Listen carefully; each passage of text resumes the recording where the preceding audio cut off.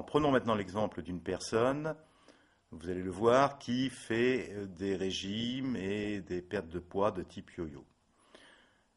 Donc cette personne, entre ces deux mesures du 15,01 et du 26,01, a une perte de poids qui est de 2,4 kg, avec une perte de masse graisseuse d'1,6 kg, ce qui est important, une perte hydrique de 700 grammes. Voyons maintenant la mesure suivante. Nous voyons que dans cette deuxième période, la personne reprend 1,1 kg de masse graisseuse, ne bouge pas au niveau du poids, mais perd de l'eau.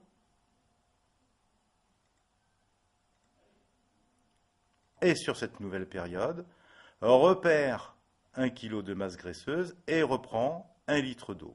Voyons maintenant qu'est-ce qui se passe au niveau de son hydratation.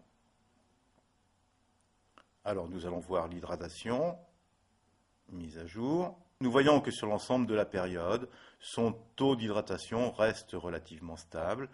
Et nous voyons aussi qu'au niveau de l'eau intra-extracellulaire, l'eau reste relativement stable et que tout va bien.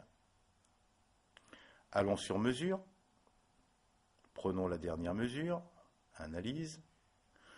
Nous voyons que c'est une personne qui a un indice de masse graisseuse de 1,65, donc très important, un indice de masse musculaire de 1,12, donc un bon indice de masse musculaire, une bonne masse osseuse.